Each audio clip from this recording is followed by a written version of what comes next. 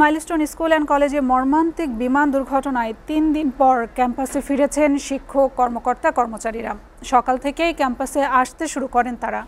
আকস্মিক দুর্ঘটনায় ব্যাপক প্রাণহানির ধাক্কা কাটিয়ে উঠতে পারেননি শিক্ষকরা। তবে এখনও পুরো ক্যাম্পাস আইনশৃঙ্খলা বাহিনীর নিয়ন্ত্রণে। শিক্ষার্থীদের প্রবেশের অনুমতি মেলেনি। গণমাধ্যম সহ সর্বসাধারণের প্রবেশ নিষিদ্ধ। আশেপাশের এলাকায় উৎসুক জনতার উপস্থিতি ব্যাপক। মাইলস্টোন স্কুল প্রাঙ্গণ ঘুরে আরও জানাচ্ছেন সঞ্জিদা প্রিয়। মাইলস্টোন স্কুল অ্যান্ড কলেজ এ যেন এক স্তব্ধতার নাম। শুনলেই এখন চোখের সামনে ভেসে ওঠে কোমলমতি শিশুদের আত্মনাদ। শোকাবহ মাইলস্টোন ক্যাম্পাসে চলছে স্তব্ধতা। এখনও নিখোঁজ একমাত্র সন্তানের খোঁজে স্কুল প্রাঙ্গণে এক মায়ের আত্মনাদ। কেন মিলছে না নিখোঁজ সন্তানের খোঁজ, এ প্রশ্ন যেন জাতির কাছে। আপনারা কিসেরই করেন, আমার সন্তান ফিরাইয়ে দিতে পারেন না, সন্তান ফিরাইয়ে দিতে পারেন না। মাইলস্টোন স্কুলের মর্মান্তিক দুর্ঘটনার ৩ দিন পর ক্যাম্পাসে ফিরেছেন শিক্ষক কর্মকর্তা কর্মচারীরা। সকাল থেকেই তারা ক্যাম্পাসে আসতে শুরু করেন। আকস্মিক দুর্ঘটনায় ব্যাপক প্রাণহানির ধাক্কা এখনো কাটিয়ে উঠতে পারেনি শিক্ষকরা। সবকিছুই জানেন, আমাদের খুব কষ্টে আছি আমরা।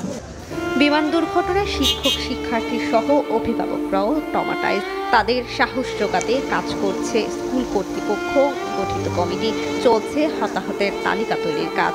গণমাধ্যম সহ সর্বসাধারণকে নিরাপত্তার কারণে ভেতরে প্রবেশ করতে দেওয়া হচ্ছে না।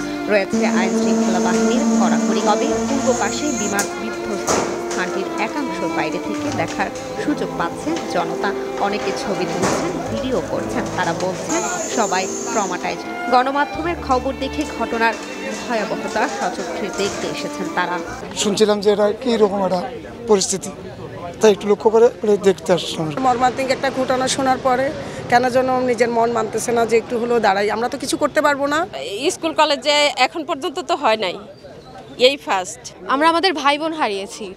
এখন আমাদের সময় দেওয়া উচিত আমাদের মেন্টাল হেলথ ঠিক করার জন্য। আমাদের ছোট ছোট বাচ্চা, এই বাচ্চাগুলা খুবই আমাদেরকে বেদনাদায়ক করে দিচ্ছে।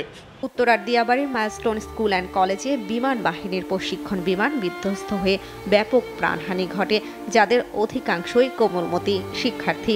আহত অবস্থায় বিভিন্ন হাসপাতালে চিকিৎসাধীন শতাধিক। এই মর্মান্তিক ঘটনায় দেশজন স্থবির হয়ে পড়েছে। অনেকে অসুস্থ হয়ে পড়েছেন মানসিকভাবে। সঞ্জিদা প্রিয়, এসএটিভি, ঢাকা।